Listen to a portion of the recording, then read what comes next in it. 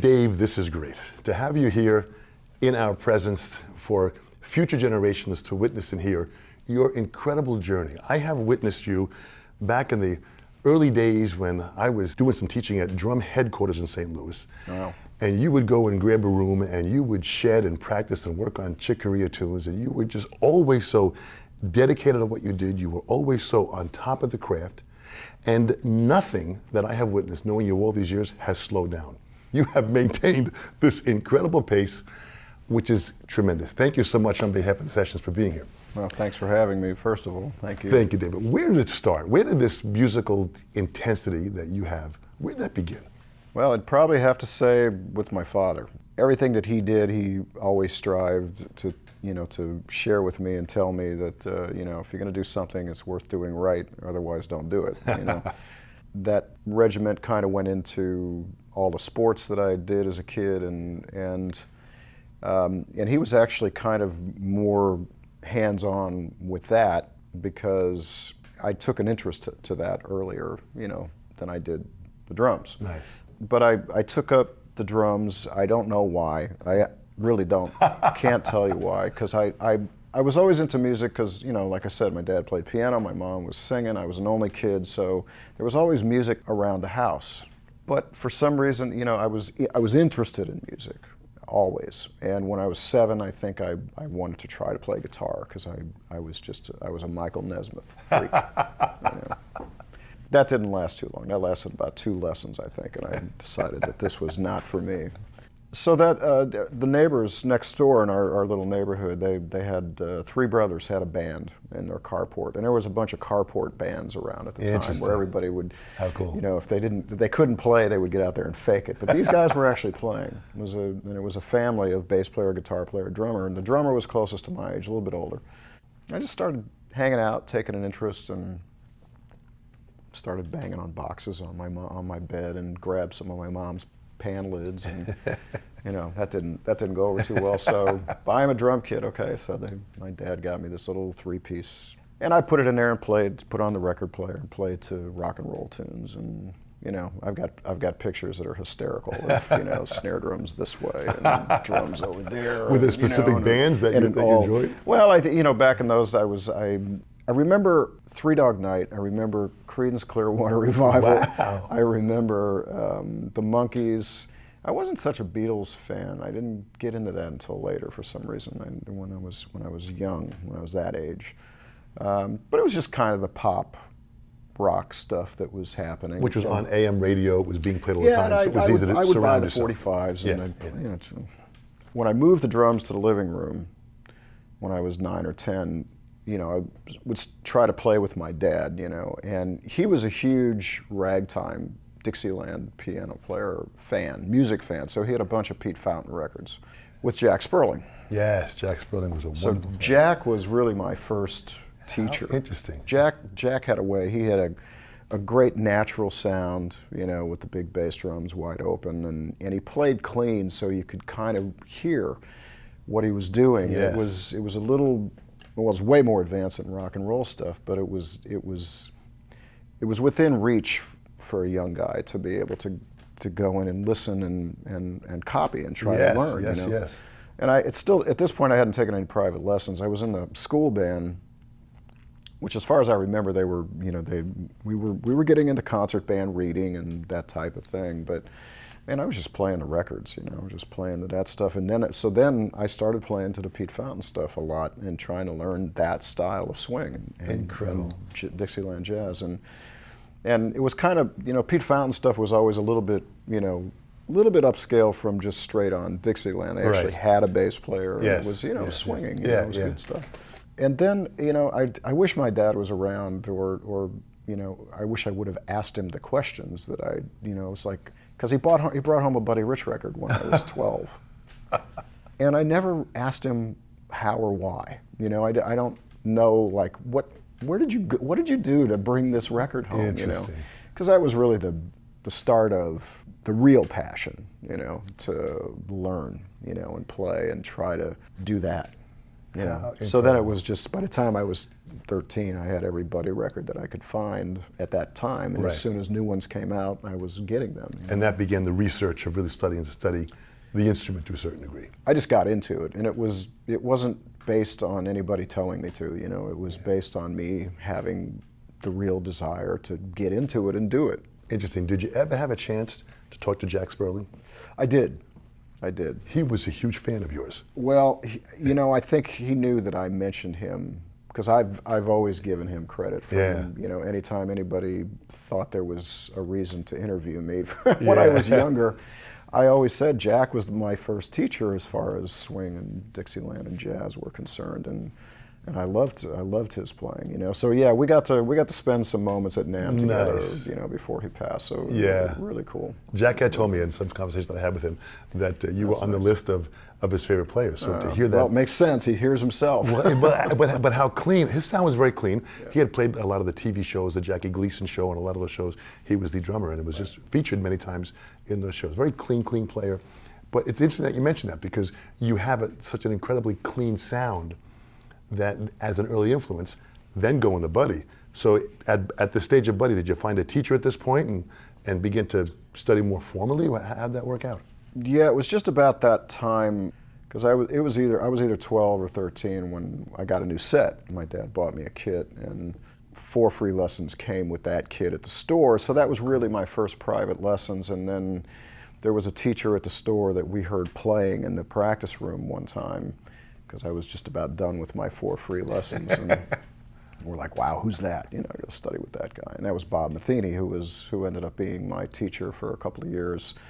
That really was responsible for getting me into big band chart reading with the Big Bad and Beautiful Roy Burns thing. Yes. But Bob was really instrumental in the big band thing, the reading aspect, and he was close with Buddy, actually. So I got to experience that with him one time in Chicago when I was 14. We went to see him at the Playboy Club of all places in Chicago.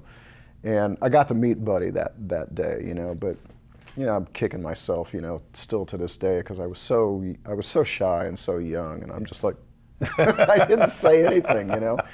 Well, You know. Buddy was 1 in 10 son of a gun. I Yeah. knew Buddy, and he was an intimidating factor in just Yeah. his presence because of the greatness of what he did and his clique of Sinatra and all of the great Rat Pack that Buddy used to hang out with. He was a real celebrity at that point, so it's Yeah. easy to get intimidated by someone like that. Well, this would have been 74, so Yeah. you know, that was, you know, he was still right on the edge of his prime, and you know, he was still obviously, I mean, he played great till the day he died. But Yeah. also, sort of within that period, same time, I auditioned for the high school jazz band, and I got the gig. So I then had to really kind of get my reading, and you know, it was one of those reasons to have to practice. So and the to get music better. school program then was a pretty important part that played you to kind of push a little further. You know, looking back, of course, I had the desire to learn and study myself, but I have to say that, you know, growing up in especially in St. Charles, where we moved when I was 11 or 12, and so by the time I was 13 or 14, I would have gotten into that jazz band. So Nice. yeah, that school program, they had a jazz program. They had a band. They had a marching band. They had a concert band. They had a jazz band. Fantastic. I know. We're losing that now. I know. And that's unfortunately, they're not, you know, young kids are not able to experience that level of all that diversity. The marching band, the jazz band, the concert band, know. all that widened your influence of what you're listening to. I know. Yeah. Interesting. Very, Yeah. very powerful. Yeah, so that was a big part of it. It kind of was this rolling train that started all to happen at the same time. Yeah. And you know, luckily, like I said, I had complete support from my parents. The drums were in the living room from the time I was 10 until, What a blessing. You know, I think I moved them in my room when I was into a separate bedroom when I was 15 or so. But I don't think that lasted too long. I think they came back in the living room because the big stereo was there, and it was great. And I meant to, you know, I was going to say too that, you know, with Buddy's stuff and even Jack's stuff, I remember doing it too. The record player was this huge console. Yeah. And I could slow the records down to 16 RPMs, you know, and hear analyze what was happening. hear all of this, you know, you know. So it could really And it was amazing how even and clean the strokes were, even, you know, detuned in half. Yeah, yeah. You know, not that I could actually figure anything out anyway, you know. But Still you can't. But you, you know. I'm sure you were exposing yourself to a study that you were provoking. So I mean, this is you now going now into your own world of, I want to figure this stuff out. Right. There's a certain study and a certain awareness that happens by using your ears and just listening without the visual. And then the visual puts the how-to to it, but I think sometimes the sonic aspect of what's going on really it can get lost if you're not focusing on it. Right. And I spent a great deal of time listening, you know, to the sounds and to the tunings, the air, the essence of whoever it was that I was listening to when I started to really listen to the drummer, which started with Jack. But what's amazing is that your ability to hear sounds has always impressed me in the many events that we've done together. You always get a great sound in any room and sometimes you don't have all the equipment that you want there, you know, that's on your rider, which happens to all of us, but you still happen to maintain an incredible clean sound, balanced beautifully with the music. I mean, that's got to come from just your training, that listening aspect. Well, thank you. Yeah, no, really. Recently, the last few years really, I've been going back and watching the guys that I couldn't really see that much, you know.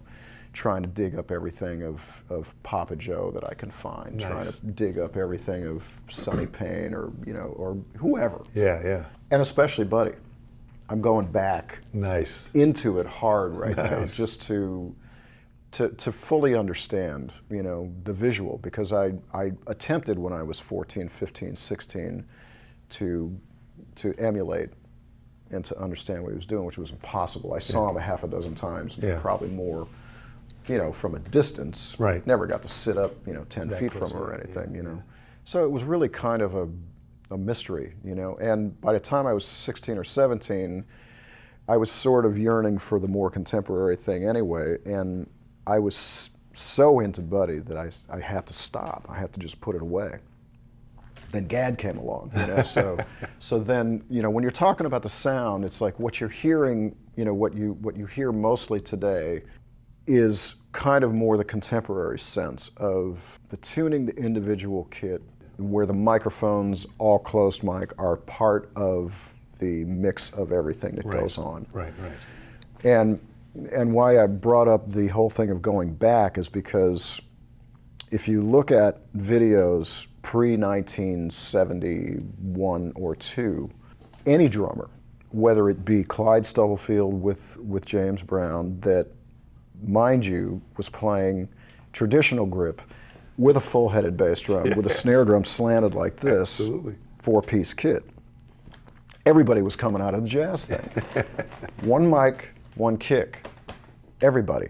So you had to tune the drums to sound like one instrument. Yes. So there was no, you know, at that time, there was no big, you know, thick dead head on the bass drum with a hole in it, and then these open toms, you know, or even, you know, thick heads on dead toms, small drums. Yeah. This has kind of been a little bit of a profound realization for me, only within the last month, because, you know, this is 2017. This is Buddy's, you know, birth year anniversary. Would have been 100. Yeah, he would have been 100 years old, and I have been asked to do some. There's everybody that has a big band is doing Buddy Rich tribute stuff, right? So anytime that I've done the Buddy thing, I've sort of been with the state of mind of like, you know, okay, I'm gonna tune the drums a little higher, but for the most part, it's just gonna be me. I'm gonna set up my setup, I'm gonna do my thing. And this time I said, you know what? I'm gonna go back and set up like I did when I was 16, you know. Great.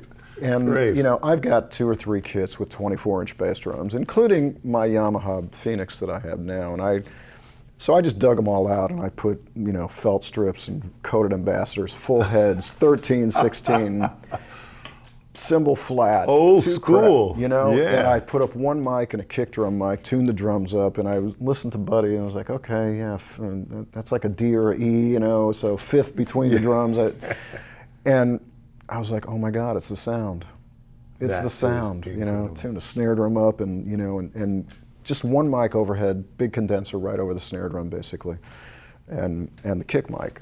And it's like, that's how they used to do it, you know, and it's an instrument that is tuned to sound like one instrument. Into accordance of itself. How Yeah. beautiful, Dave. Yeah. Beautiful. And I think, you know, we got away from that when everybody started to close mic. Right. Because when you put a microphone right next to the sound source, if it's ringy and high pitched, it's going to not sound so nice. So people started taping things up. They started taking front heads off of bass drums. I can't hear the click of the bass drum, you know, and then stuffing it with stuff. Absolutely. Pillows and blankets. And then the heads got thicker and the drums got smaller. Right. And I, you know, when I got into that contemporary side, when Steve Gadd hit us all over the head in the early to mid 70s with this sound that we had never heard really before, Right. in a jazz context. Right. It was like, what's that? Why are the drums so in your face and Yeah. clear and clean and punchy? And it was because the drums were dead themselves, tuned well, Right. but mic'd close. Right. And so it was then we relied on the engineers. We relied on the mix to bring it in. And as you know, if you then start watching videos in the mid to late 70s of Buddy, where now there's 5 mics and it's like, Yeah. It changed. some of them sound terrible. It you know, changed, absolutely, because absolutely. it's like, where is that sound? You know, those Absolutely. mid-60s records, you know, that was 2 mics, man. And Buddy liked bringing with him it was 3/4-inch plywood that had a hinge down the center, 2 4x8 pieces, and it was an 8 foot by 8 foot piece, and it had notches in there where his stands would go. And he didn't like playing on a carpet, he liked playing on wood, so the drums would come back at him the way he wanted to hear them. Well, So he was very aware of that sound. I don't know anything about what he did with carrying stuff around like Yeah. that, but That was his thing, yeah. That would make sense. So he always had his wooden floor and his drums on setup, so he had that sound. So he had at least the most consistent sound per room he was in that he heard. Right.